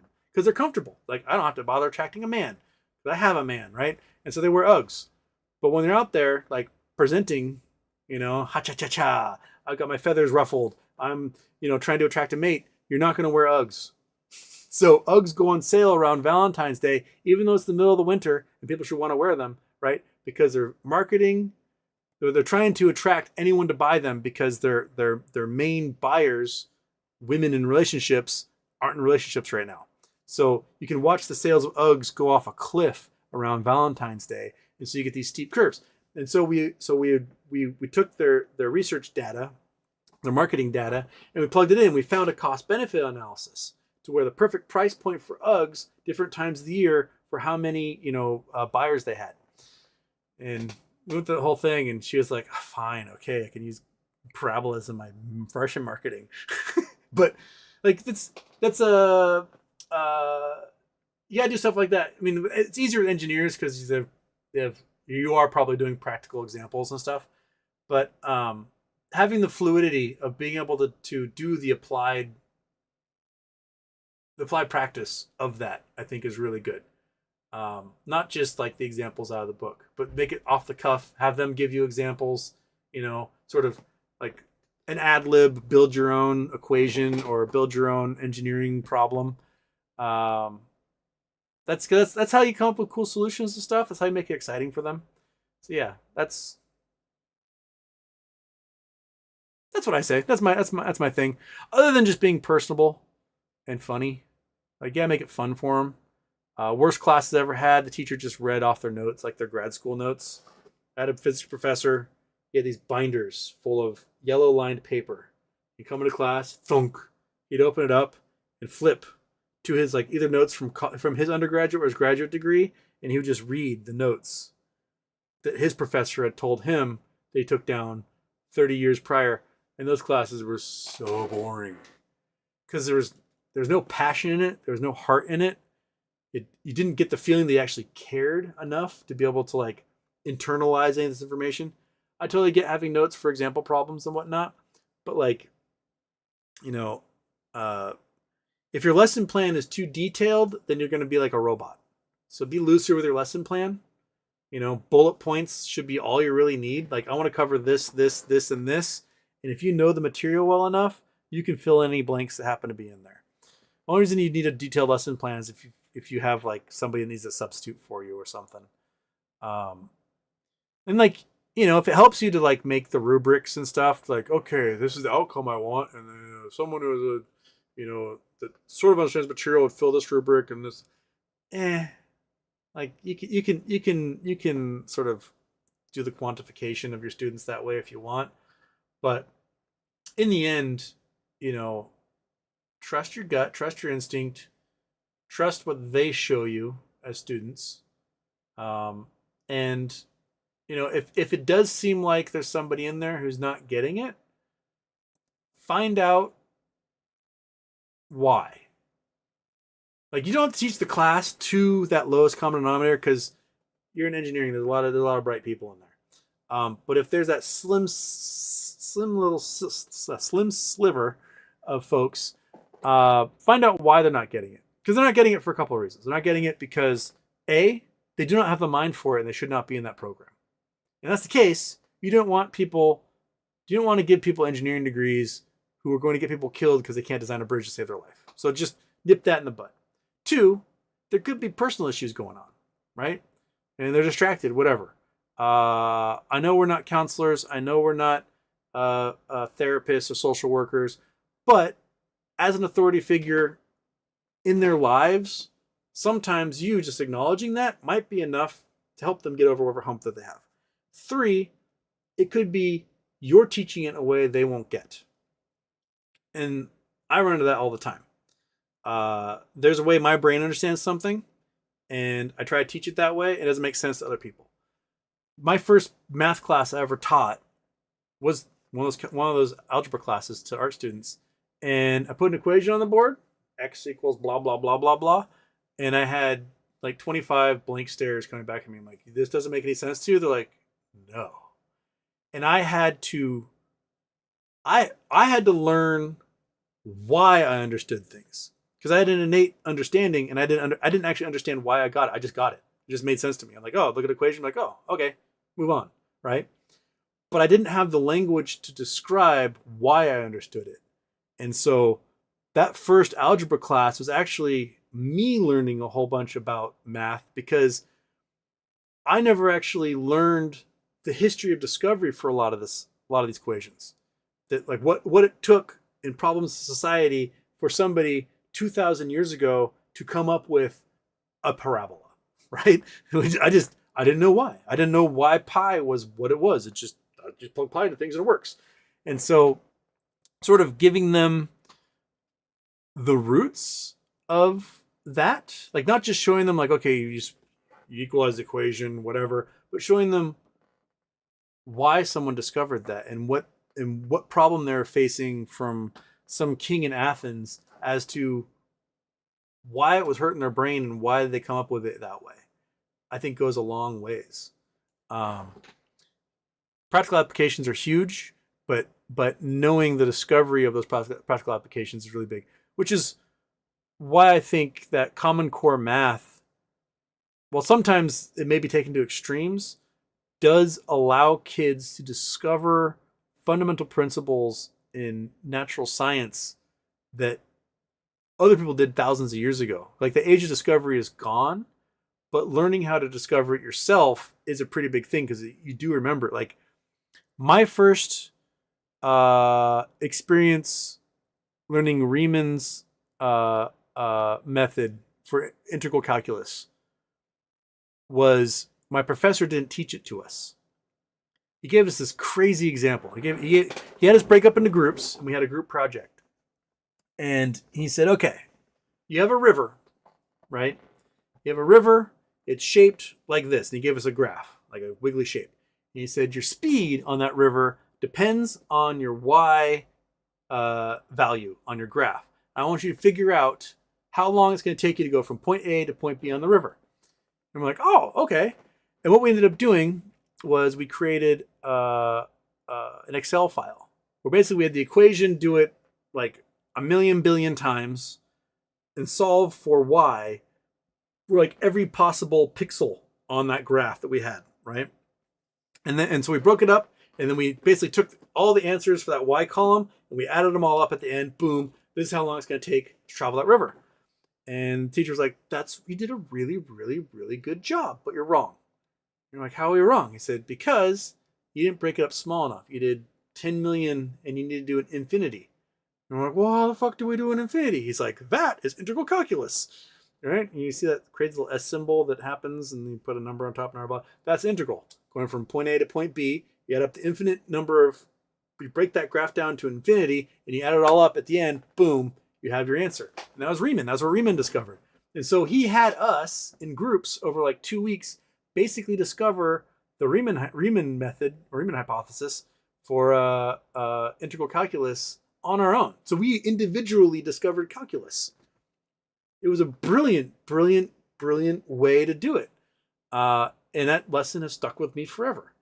And you guys now just know basically, without having any mathematics background, know what Riemann is and how that works. So yeah, just help them discover. And if the discovery isn't happening, then you can kind of force the issue. But I don't know, be fun, be charming, entertain them, go off on tangents, tell jokes. People remember humor a lot. So if you can throw in goofy puns and jokes in there, it breaks up the monotony of the information and it allows their brain a brief moment for the subconscious to like grab hold of the information you actually taught them and then move on to the next thing. So you can look up a lot of the science of like the pedagogy behind teaching. But there's the human brain. Every brain is different. So when you teach, you work for like the center of that bell curve, right? I would draw bell curves, but I can't right now because stupid paint won't show up. So you teach for that bell curve, but there's always the outliers in there. And some outliers are good, and some outliers are bad. The good outliers are the ones like, I just get it. You don't need to waste all this time on me. Cool. I won't. I will focus on these 25 students, right? But then there's the bad outlier, which is I don't understand anything that's going on. And you go, fuck, that's going to take a lot of time and effort. And that time and effort, like, you got to help that student figure out if this is what they really want to do. Because if it takes beating engineering into them and 95% of your effort, they shouldn't be an engineer. They need to be something else. So, but sometimes you can work through with that issue and then they can get it. But yeah, I'm kind of rambling at this point. But Jigish, good luck. Have fun with it, and you know, like you'll learn the tricks of the trade, and you'll figure out the stuff that works and stuff that doesn't, and you'll add and subtract as you go along. So it'll be okay. Oh crap! I gotta get going. I've rambled for way too long. All right. Monkey Butt, anything to add? No, you're cool. Okay, tomorrow, Charity Tuesday, probably for a charity for African Americans of some kind. If you got suggestions, send them my way. I'll look at them tonight, and we'll decide tomorrow. So, Charity Tuesday on a Friday tomorrow. Cool. Yeah. Little shave butt. Anything? No. Okay. How about where'd my mouse go? There's my mouse. Boom. Shabam.